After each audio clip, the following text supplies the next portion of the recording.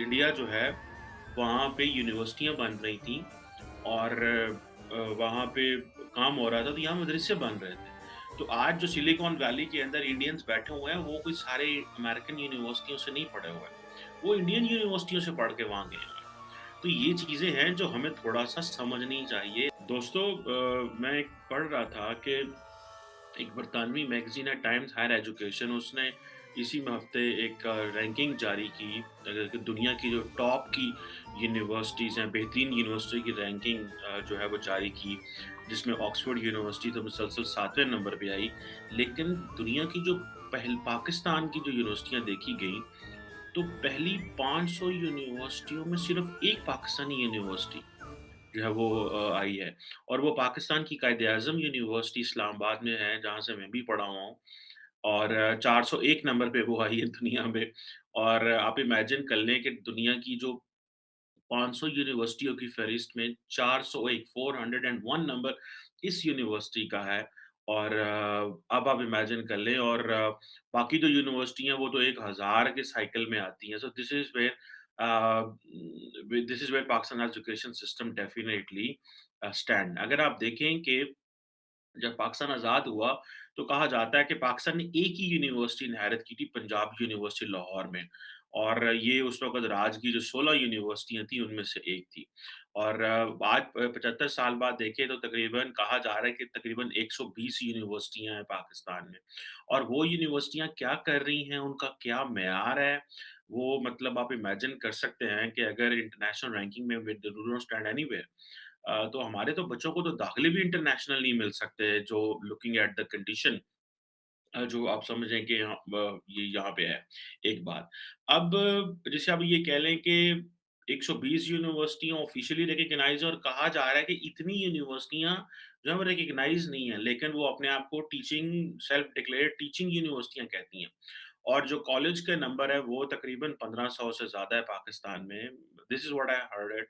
I don't have exact statistics लेकिन this is where और कहा जा रहा है कि कॉलेज उस वक़्त 30-35 हुआ करते थे शायद at the time of partition और यूनिवर्सिटियाँ जो हैं अभी को 1500 से ज़्यादा ऑब्वियसली इससे ज़्यादा ही होंगे। अब ये सारी बात है जो चीज़ है कि हर जो बंदा है वो यहाँ पे वो जिसे कहते हैं ना कि यूनिवर्सिटी से पढ़ के भी वो फैनाटिक बन रहा है, वो मिलिटेंट बन रहा है, वो क्या कर रहा है। और दूसरा ये है कि यहाँ पे हमारे जो हायर एजुकेशन कमीशन है, उसने असातिज़ा को इस चीज़ के पीछे लगा दिया कि आप रिसर्च पेपर लिखो। आप रिसर्च पेपर लिखोगे तो आपकी तरक्की होगी।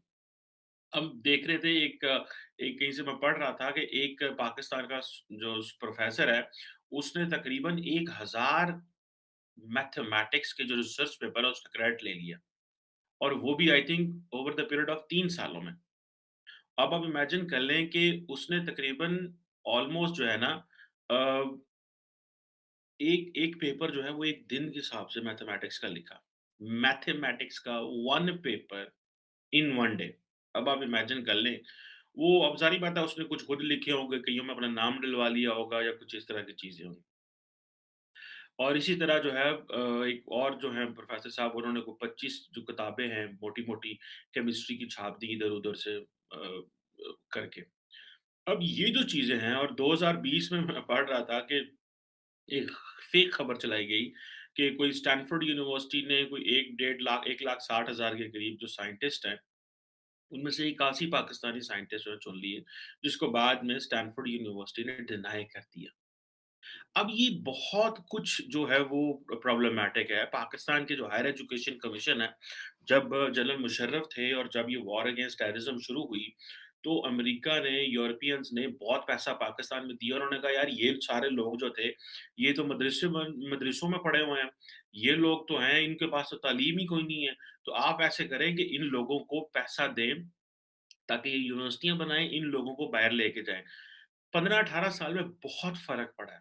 लेकिन कौम, मुल्क, अदारे 15 साल में तो ऑब्वियसली उस तरह चीज़ें नहीं होती, लेकिन एट लीस्ट एक बेस बन जानी चाहिए। लेकिन पाकिस्तान का जो सियासी निज़ाम है, जो इक़्तिसादी निज़ाम है, वो उसमें इतना हैजान है, इतनी ग़ैर यकीनी सूरत-ए-हाल है कि जो लोग हैं वो यहाँ पे टिकते नहीं हैं। वो लोग यहाँ पे रहना नहीं चाहते। सो ये जो चीज़ें हैं अब अब आप इमेजिन कर सकते हैं कि हम जो बात कह रहे थे, कल पाकिस्तान के साबिक फाइनेंस मिनिस्टर को भी सुन रहा था और थोड़े दिन पहले मैं भी यही बात कह रहा था कि जब इंडिया जो है, वहाँ पे यूनिवर्सिटियाँ बन रही थीं और वहाँ पे काम हो रहा था, तो यहाँ मदरसे बन रहे थे। तो आज जो सिलिकॉन वैली के अंदर इंडियंस बैठे हुए हैं, वो कोई सारे अमेरिकन यूनिवर्सिटियों से नहीं पढ़े हुए हैं। वो इंडियन यूनिवर्सिटियों से पढ़ के वहाँ गए हुए हैं। तो ये चीज़ें हैं जो हमें थोड़ा-सा समझनी चाहिए, हमें थोड़ी-सी देखनी चाहिए कि भई म जो यूनिवर्सिटियाँ हैं, अगर आप उधर जाके देखें, तो वहाँ पे प्रोटोकॉल ज़्यादा होता है। जी, वाइस चांसलर साहब का प्रोटोकॉल, जी, फलाने डायरेक्टर साहब का प्रोटोकॉल और जो स्टूडेंट एंड टीचर होता है, वो सबसे लोएस्ट कैडर का उसको देखा जाता है। ना कोई टीचर की इज़्ज़त होती है, ना कोई स्टूडेंट की इज़्ज़त होती है और सारे स्टूडेंट के नाम का खा रहे होते हैं, स्टूडेंट के नाम का जो है वो ब बातें कर रहे होते हैं, लेकिन जो स्टूडेंट होता है, उसके पास कुछ भी नहीं होता। उसको जो है ना तो प्रॉपर बैठने की जगह होंगी यूनिवर्सिटी में, I am talking of universities in maybe मैं इस्लामाबाद की यूनिवर्सिटियों की बात कर रहा हूँ और मेबी कुछ पब्लिक सेक्टर की बात कर रहा हूँ। और इसी तरह प्राइवेट में भी ज़ाहिर प्राइवेट का तो पता ही नहीं क्या हो रहा है वहाँ पे। प्राइवेट वाले फीस बहुत ज़्यादा लेते हैं, ये मुझे पता है, बहुत पैसा लेते हैं और गवर्नमेंट का ये होता है कि अब जो कायदे-आज़म यूनिवर्सिटी की बात कर रहे हैं, तो मैं भी वहाँ से पढ़ा हुआ हूँ, मतलब बहुत सारे लोग पढ़े हुए हैं। मयार भी अच्छा है, कैंपस भी बहुत अच्छा है। सैकड़ों एकड़ पे कैंपस है, इस्लामाबाद की खूबसूरत तरीन यूनिवर्सिटियों में से है और टॉप यूनिवर्सिटी पाकिस्तान की नंबर 1 यूनिवर्सिटी है, जहाँ से मैं भी पढ़ा हूँ, कायद-ए-आज़म यूनिवर्सिटी और उसका जो school of politics and international relations का डिपार्टमेंट है, ये जो बाकी वहाँ पे जो नेचुरल साइंसेज़ के डिपार्टमेंट है, they are known in Pakistan at least उनकी है। अब ज़ाहिर बात है कि ये उसको इंटरनेशनल जो है उसको करार देना कि वो कितना ज़्यादा होगा, ये एक क्वेश्चन है। तो मैं जो बात कर रहा था कि प्रोफ़ेसर्स को ये कह दिया गया है कि आपकी तरक्की लिंक है रिसर्च पेपर से। तो उन्होंने क्या किया, उन्होंने रिसर्च पेपर की कॉपी पेस्ट मारने शुरू कर दिए, छापे मारने शुरू कर दिए, तेज़-तेज़ रिसर्च पेपर लिखो। ताकि मैं लेक्चर से असिस्टेंट प्रोफ़ेसर हो जाऊँ, फिर एसोसिएट प्रोफ़ेसर हो जाऊँ, फिर फुल प्रोफ़ेसर हो जाऊँ, ताकि मुझे तनख़्वाह जो है वो ज़्यादा मिलनी शुरू हो जाए। सो जो लोग ज़्यादा प्रोफ़ेसर बन गए, उन्होंने जनाब टका के पैसे लेने शुरू कर दिए। अब वो उनका एकेडमिक एक्सीलेंस कहाँ पे खड़ी हुई है, उनकी ग्रोथ कहाँ खड़ी हुई है, वो चीज़ें कहाँ खड़ी हुई हैं, वो नहीं पता। लेकिन वो ज़ाहिर बात है, वो तो मशीनें बन गईं, उन्होंने तो पेपर लिखने शुरू कर दिए, फिर बीच में एक आधी किताब छाप दी और जब वो पहुँचते हैं कि डिसीज़न मेकिंग में या पहुँचते हैं किसी इस जगह पे, जहाँ पे फ्यूचर नस्लों के लिए करिकुलम सेट करना है, मुस्तकबिल तय करना है, तो वो फिर ज़ाहिर बात है और फिर इस एजुकेशन की फ़ील्ड में इतने कम पैसे हैं कि उन बेचारों को कभी इस यूनिवर्सिटी भाग, कभी उस यूनिवर्सिटी भाग, कभी एमफिल की सुपरवाइज़र कर, कभी पीएचडी का सुपरवाइज़र कर।